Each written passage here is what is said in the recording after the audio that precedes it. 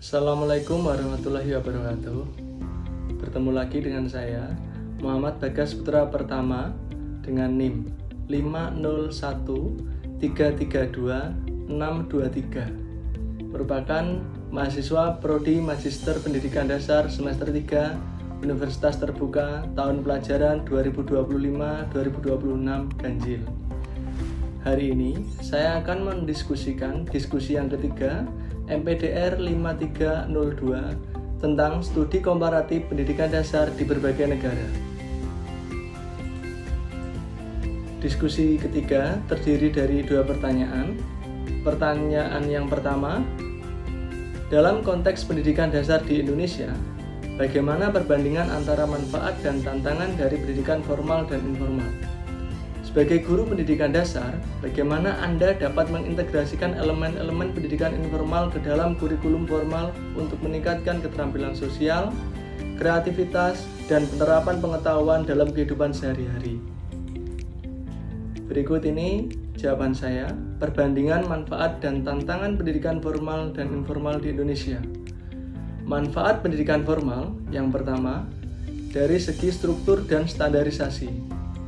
Pendidikan formal di Indonesia memiliki kurikulum yang terstruktur dan diatur oleh pemerintah, memastikan keseragaman dalam penyampaian materi di seluruh wilayah. Yang kedua, akreditasi dan pengakuan. Lulusan pendidikan formal mendapatkan ijazah yang diakui secara nasional dan sah, membuka peluang untuk melanjutkan pendidikan ke jenjang yang lebih tinggi atau memasuki dunia pekerjaan. Yang ketiga, pengembangan keterampilan akademik. Pendidikan formal menekankan pada pengembangan keterampilan akademik seperti berpikir logis, menganalisis, dan memecahkan masalah. Tantangan pendidikan formal. Yang pertama, tantangannya ialah akses terbatas. Masih banyak anak di daerah terpencil menghadapi kesulitan dalam akses pendidikan formal akibat keterbatasan infrastruktur dan juga biaya. Tantangan yang kedua ialah kualitas pendidikan yang tidak merata. Tidak merata di sini berarti terdapat disparitas dalam kualitas pendidikan antara daerah perkotaan dan pedesaan. Hal ini disebabkan oleh kurangnya fasilitas dan tenaga pengajar yang berkualitas. Sedangkan manfaat pendidikan informal, yang pertama, pembentukan karakter. Pendidikan informal seperti yang terjadi dalam keluarga dan masyarakat berperan penting dalam membentuk karakter dan nilai-nilai peserta didik. Yang kedua ialah fleksibilitas. Pendidikan informal tidak terikat oleh kurikulum formal, memungkinkan pendekatan yang lebih personal dan sesuai dengan kebutuhan setiap individu. Tantangan dari pendidikan informal. Tantangannya ialah kurangnya dokumentasi secara resmi. Karena tidak terstruktur secara formal, serta pencapaian dalam pendidikan informal seringkali tidak terdokumentasi dengan baik. Hal ini dapat menyulitkan pengakuan secara resmi. Berikut jawaban saya yang pertanyaan pertama. Kemudian kita masuk ke pertanyaan yang kedua. Pendidikan formal dan informal memiliki peran yang penting serta signifikan dalam pembentukan karakter dan keterampilan siswa di tingkat pendidikan dasar. Namun, di Indonesia masih banyak anak-anak yang mengalami kesenjangan dalam akses terhadap pendidikan formal. Sebagai guru, bagaimana Anda dapat berperan dalam mengatasi tantangan ini?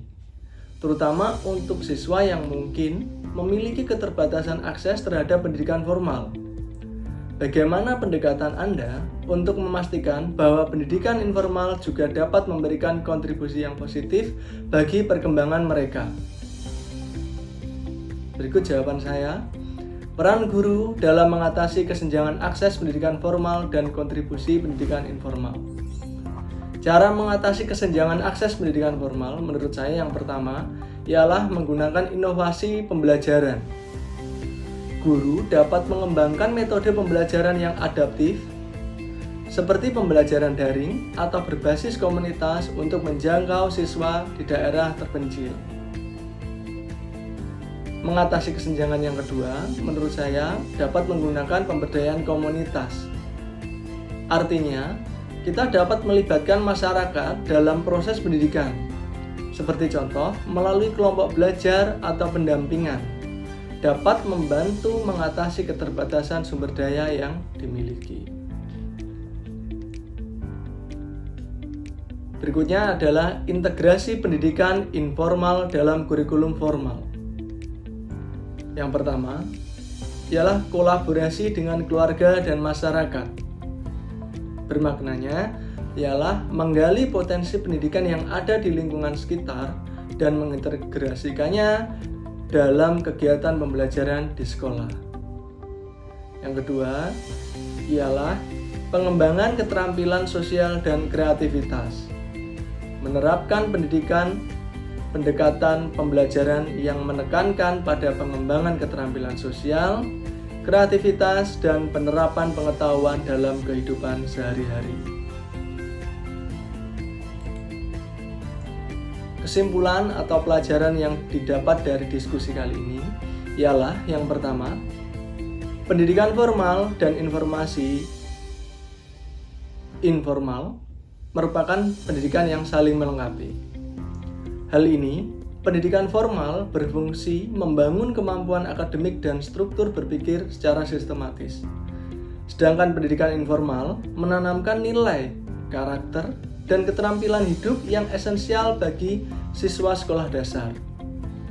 Kesimpulan yang kedua, ialah integrasi keduanya penting untuk keseimbangan pembelajaran. Maksudnya, guru dapat memadukan unsur pendidikan informal, seperti kegiatan berbasis proyek, kolaborasi dengan masyarakat, dan pembelajaran konstekstual ke dalam kurikulum formal untuk meningkatkan kreativitas dan keterampilan sosial bagi siswa. Kesimpulan yang ketiga ialah peran guru sangat strategis dalam pemerataan akses pendidikan. Maknanya, guru tidak hanya sebagai pengajar di ruang kelas, tetapi juga sebagai agen perubahan sosial yang mampu menjembatani kesenjangan pendidikan, terutama bagi siswa yang memiliki keterbatasan akses terhadap pendidikan formal. Kesimpulan atau pembelajaran kita pada diskusi ini yang terakhir ialah pendidikan yang bermakna harus bersifat inklusif dan kontekstual. Pembelajaran yang menghubungkan antara teori dan kehidupan sehari-hari dapat membuat siswa lebih mudah untuk memahami, berempati, dan beradaptasi dengan lingkungannya. Sebagai penutup, pendidikan bukan sekedar proses mentransfer ilmu, tetapi juga perjalanan membentuk karakter, nilai, dan keterampilan hidup yang bermakna melalui kolaborasi antara pendidikan formal dan informal.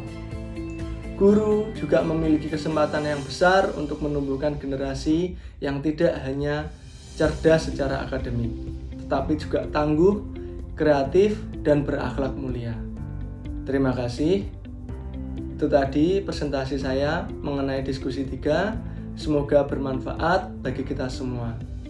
Presentasi saya cukupi. Wassalamualaikum warahmatullahi wabarakatuh.